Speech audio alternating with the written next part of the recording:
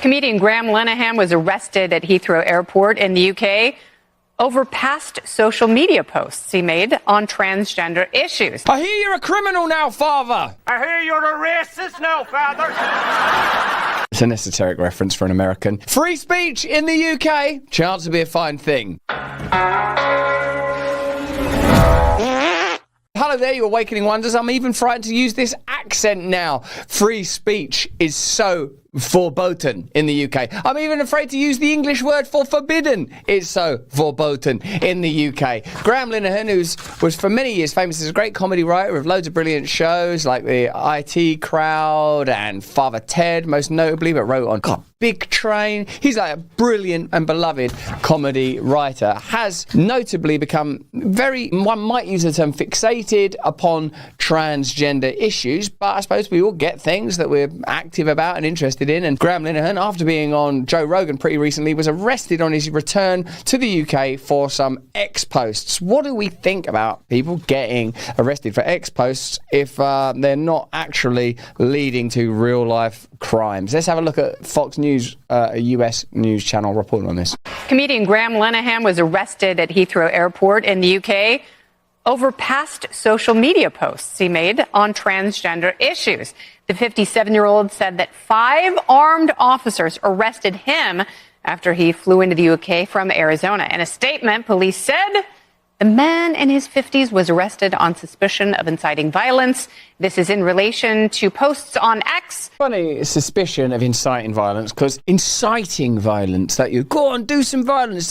Also, remember, Graham Linehan is a comedy writer. The X post in question would be this, I suppose. If a trans-identified male is in a female-only space, he is committing a violent, abusive act. Make a scene, call the cops, and if all else fails, punch him in the balls. Now, like, as a comedy writer myself, I would say that he's using classic rule of 3 there. Make a scene, that's establishing the idea. Call the cops, an escalation of the initial idea, and the punchline, literally a punch in the balls in this case, is the subversion of the setup to ideas. So I don't know that Graham Linehan he obviously wasn't committing a crime there, and I think that what we're experiencing in the UK is the criminalisation of an increasing number of actions, activities, ideas, notions, allegations. In a way, a hallmark of totalitarianism might be the legitimisation of criminalising almost everyone and anyone. You might disagree with Graham Linehan's position. Sort of like, sometimes I imagine, like, say I was with a trans person who feels like they're only comfortable in female-only spaces, and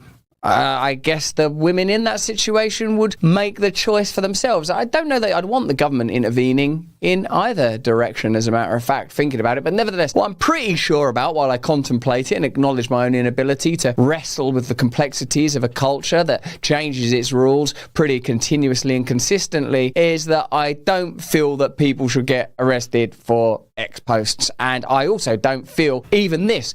I don't even feel that the reason that they claim they're arresting Graham Linehan is legitimate. I don't think anyone's been protected. I don't think anyone's being brutally offended. I think any offence that is incurred from Graham Linehan's posts ought to be absorbed in the same way that I or you absorb offence. I mean, like, you know, this is my own show. When I watch the streams in there, I go between watching things that are offensive to me or offensive to my Jewish friend that works here, or, you know, that's life, isn't it, basically? So when you start leveraging the law in order to maintain some imaginary communicative utopia, I suspect something else is going on. In fact, I've already told you it is the criminalisation of everyone. Let's continue with the news on Fox. After being taken to police custody, officers became concerned for his health, and he was taken to hospital. Linehan responded to the arrest, saying, "I was arrested at an airport like a terrorist, locked in a cell like a criminal, taken to the hospital because the stress nearly killed me, and banned from speaking online, all because I made jokes that upset some psychotic cross-dressers. To me, this proves one thing beyond doubt. The UK has become a country that is hostile to freedom of speech." Critics calling out the arrest. Piers Morgan posting, "What's happened to Linehan today is absolutely ridiculous. 5 armed cops arresting him at Heathrow for tweets mocking the scandal of biological men invading women's spaces. When it comes to free speech, Britain's turning into North Korea."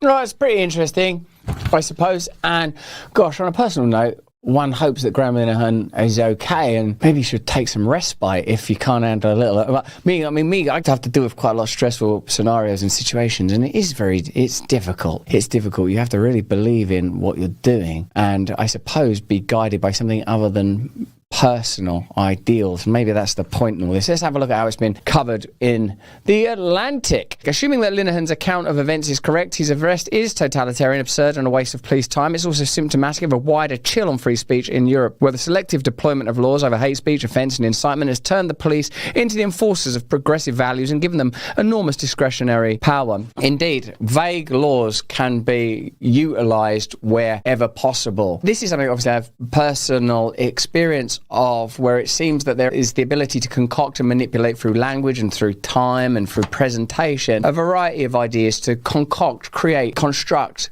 crimes and criminal circumstances using whatever material is required. And I feel that ultimately the aim is control. Let me know what you think in the comments and chat. Many Europeans were familiar with Elon Musk's takeover of X and so had seen firsthand what his version of free speech absolutists looked like in practice. Nonetheless, Vance was correct to say that parts of Europe have enacted extremely liberal hate speech and harassment laws. The politicians who passed these laws did not seem to understand that highly disreputable people might try to use these measures to impose civil or criminal penalties on their critics. Of course, the article touches on Lucy Connolly, who was recently also arrested for a post that she made and then deleted. Again, was somewhat insensitive and perhaps not literally, but figuratively incendiary. And the idea of incitement to violence is interesting because I suppose one would have to look at the circumstances, the likelihood of violence, the intention of the individual. And once you start judging people and convicting people on their intentions, you're moving into some interesting ontological space. And I would say at the moment, with fracturing and fragmenting society, you can't further centralise authority and control. You probably have to decentralise it. This is an interesting time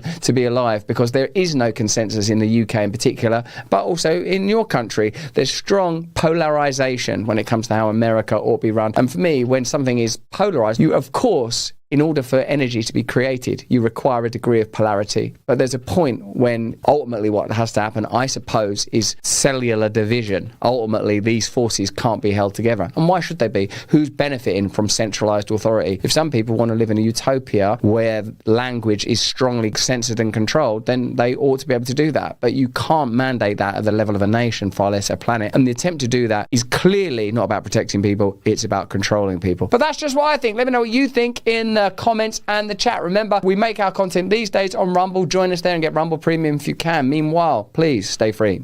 The world has become increasingly divided, politically, socially, and economically, but many of these divisions stem from a deeper misunderstanding of how money, markets, and policy actually work. Wouldn't it be nice if there was an investment app that was designed by people who understand a macro perspective and how global events affect your finances? And now you can have that power in the palm of your dick. Hand. That's hand, isn't it? Is that how I get confused? With the Alio Capital app, powered by Altitude AI, which identifies shifts in inflation, interest rates, and global risk, then adapts portfolios in real time. Alio is designed for hands-on or hands-off investors. Macro investing for people who want to understand the big picture. Investing is confusing. Get the Alio app to make it all simple. Go to the App Store or Google Play, or text my name Russell to 511-511. Investing involves risks, including the potential of loss of principal. Past performance does not guarantee your results. See terms and conditions. Tax fees may apply. This is a paid advertisement for Alio Capital, baby, in case you thought